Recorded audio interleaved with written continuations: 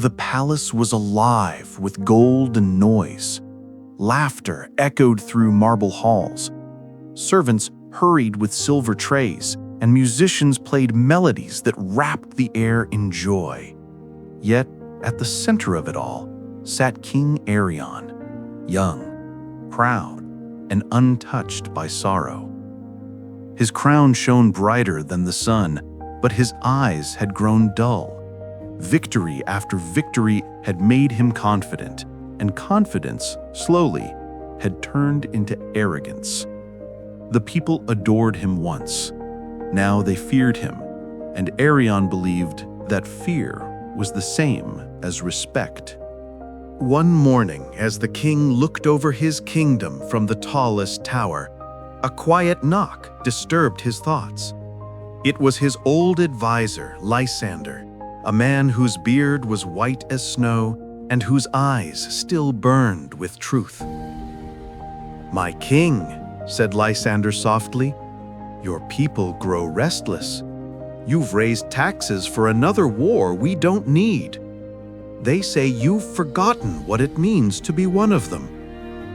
Arion laughed. "Forgotten? I was born a prince, Lysander. I was never one of them." The advisor sighed. "Then perhaps, my king, it's time you learned."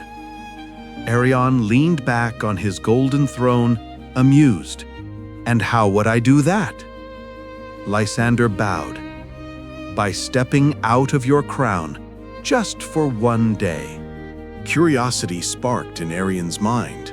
He agreed, thinking it a game. That night, dressed in rags, he left the palace with only a hood and a pouch of coins. No guards, no titles, just himself. At first, he found it thrilling to walk among the people unseen, to feel the cold breeze on his face, to hear laughter not meant to please him. But as the day wore on, reality hit. At the market, he tried to buy bread, but the baker pushed him aside. "Pay or leave," the man said. Arion opened his pouch. It was empty. A thief had cut it from his belt moments earlier. Hungry, tired, and ignored, the king wandered through the muddy streets. He saw children shivering under torn blankets, an old woman coughing by the well, and men breaking their backs for a single coin. The sight made him uneasy. He approached a man hauling stones. "Why do you work so hard for so little?" he asked. The man wiped sweat from his face and said, "Because the king takes the rest." Arion froze. The man didn't know he was speaking to the king himself. He looked at the blistered hands, the torn clothes, the quiet resignation in the man's eyes, and for the first time in his life, Arion felt something deeper than pride. He felt shame. That night, a storm rolled over the city. Thunder cracked the sky as Arion took shelter in an old barn.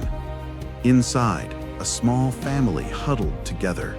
A father, a mother, and a child no older than 6. They looked at the stranger dripping with rain, yet the father smiled. "You're welcome to stay, friend," he said. Arion hesitated. "I have nothing to give." "Then you're one of us," the man replied. They shared what little they had, a half loaf of bread and a jug of water. The child giggled as lightning lit up the sky, unafraid, trusting her father's arms to keep her safe. Arion watched in silence. That warmth, that love, was something his golden halls had never known. When he asked the man how he could still smile through such hardship, the man said quietly, "Because if we lose kindness, majesty or not, we lose everything." The words hit Arion harder than any sword ever could. When dawn broke, the king walked back to his palace in silence, mud on his feet, humility in his heart. As he entered the throne room, his guards almost didn't recognize him. Lysander stood waiting. "Did you learn, my king?" Arion took off his hood. "Yes, I learned what no victory or crown could ever teach me. From that day, the kingdom changed. The king lowered the taxes, opened schools, built hospitals, and sat among his people every month to listen, not command. The kingdom began to bloom again, not from gold, but from gratitude. Years later, on his deathbed, Arion called his son, the young prince, to his side. He took off his crown and placed it in the boy's hands. "My son," he whispered, "never let the crown grow heavier than your heart. Power means nothing if you forget the people who gave it to you. I was once a king feared by all, but I became a man loved by many only when I learned to listen." The prince wept as the king closed his eyes, a soft smile resting on his face. The smile of a man who finally understood that greatness isn't measured by how high you stand, but by how low you're willing to kneel for others. The day the king learned a lesson wasn't marked by battle or victory. It was marked by humility. Because sometimes the greatest crowns are invisible. They rest not on our heads, but in our hearts. And when pride falls, wisdom rises.